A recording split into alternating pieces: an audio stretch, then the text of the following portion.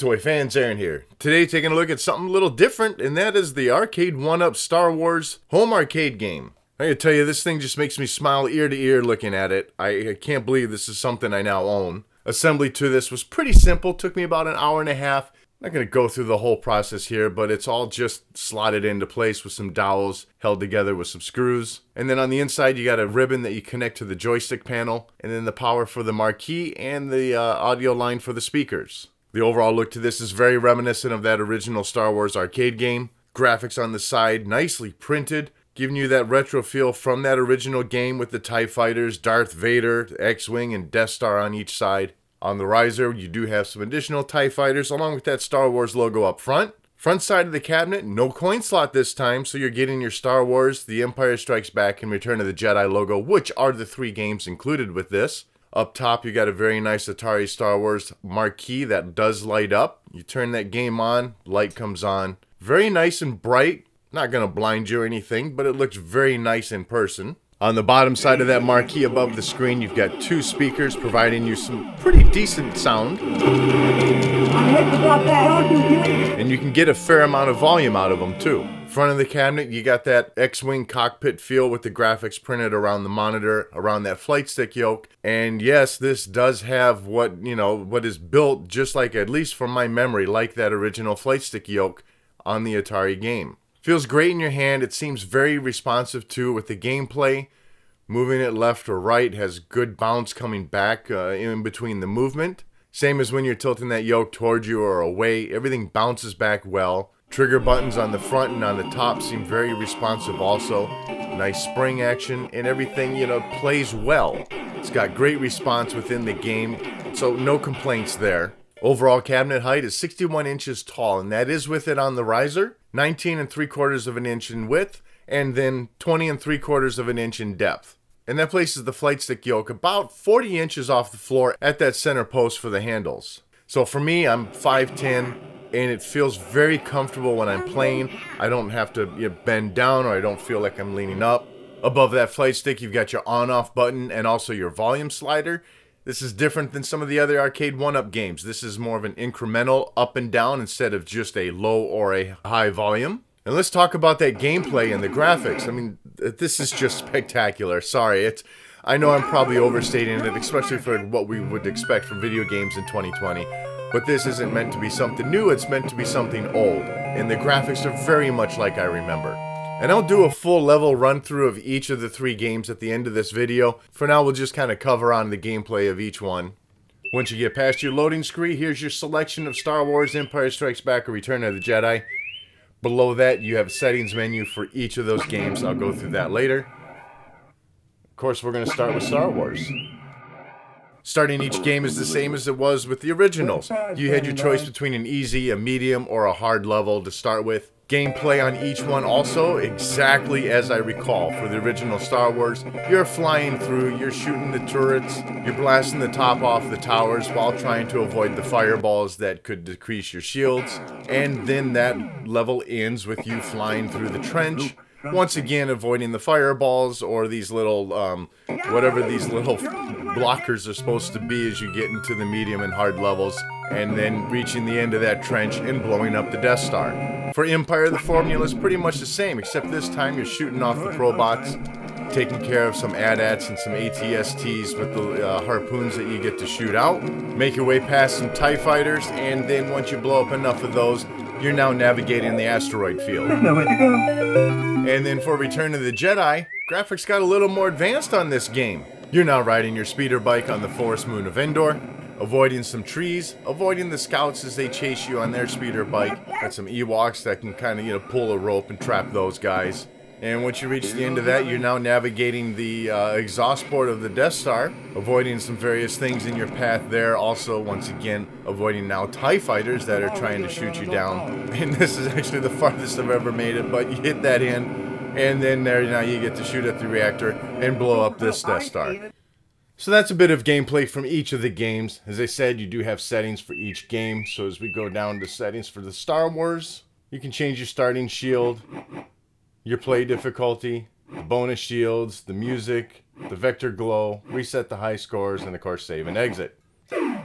Settings for Empire, pretty much same thing. Starting shield, play difficulty, Jedi letter mode, music in attract, vector glow, reset the high scores, your save and exit. And then the settings for Jedi, got your starting level, bonus life for every, the point range, difficulty, scan lines, those, you know, what you were seeing for that gameplay to give it that little bit of extra retro feel. You can turn those lines on or off, and then of course reset the high scores or save and exit. So for me overall, this is exactly what I wanted it to be. And I wanted it just for the original Star Wars game. And having the, you know, the game, the experience, the flight stick that we're getting from the original arcade, I couldn't be more pleased with this purchase. Speaking of the purchase, this does retail at various sites like Walmart, GameStop, Best Buy for $4.99. Keep your eyes open. You can occasionally see it come down to $3.99. And not that this is sponsored or that I'm being asked to, but I do work at a television home shopping network and at bulldogshoppingnetwork.com. We did air this the other day for $3.79, but not on free shipping. It was like $22, $23. So, you know, if you are interested, check out those various sites. So that wraps this one up for me. I'm going to stop talking. I'll let each of the three games play through for a level so you can, you know, give it a watch, sit and listen if you want. So definitely let me know what your thoughts are on this game in the comment section below. And as always, thanks for watching.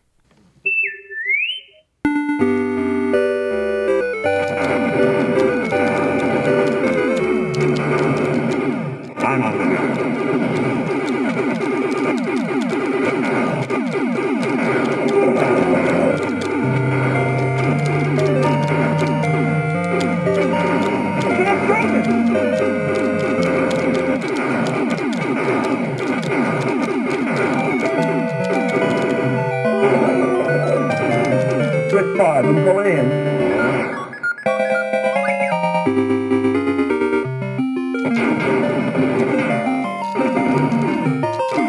I'm looking for that. All these beauty to do.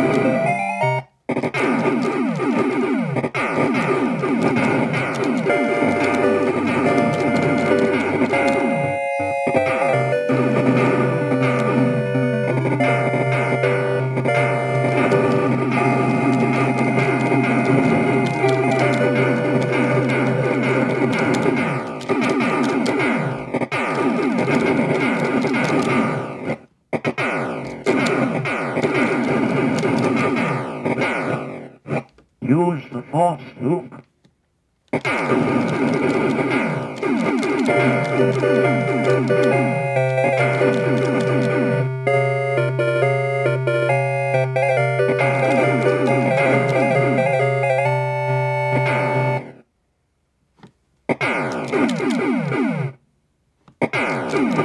Luke, trust me.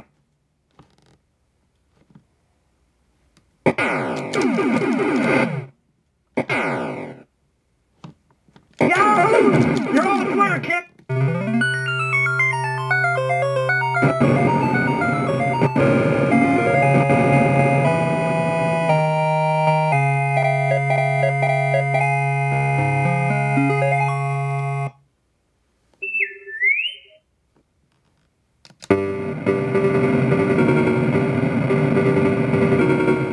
We picked up something outside the base.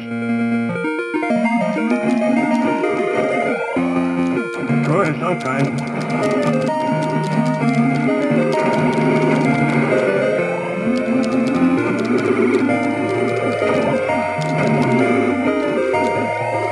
The force is with you. General, prepare your troops for a surface attack. We find the material offered.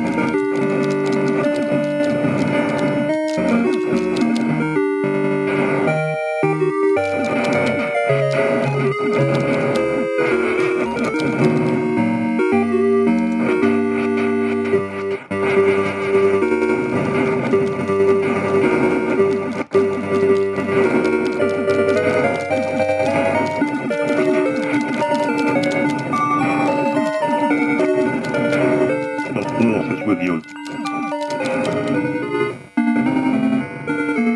Start the evacuation. Prepare to make the Delta light speed. I want that ship knocked. Sure, we just lost the neighbor. You think the ship?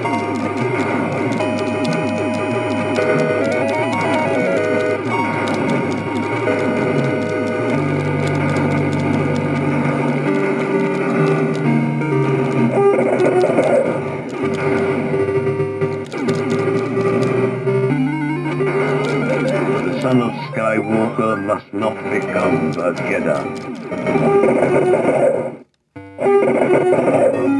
There's nowhere to go.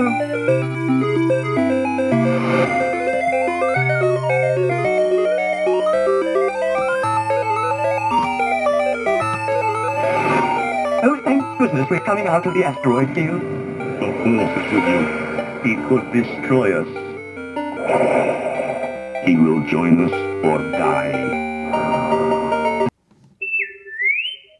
The security deflector shield will be deactivated when we have confirmation of your code transmission. Leave them to me. I will deal with them myself.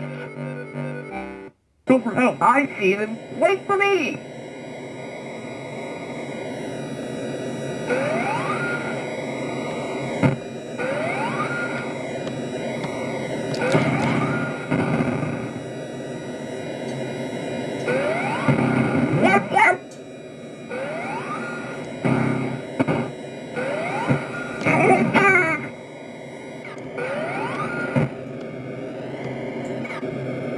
Wonderful.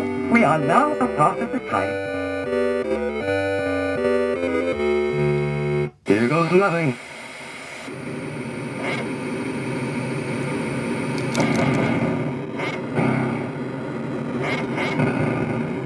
Now lock onto the strongest power source. It should be the power generator.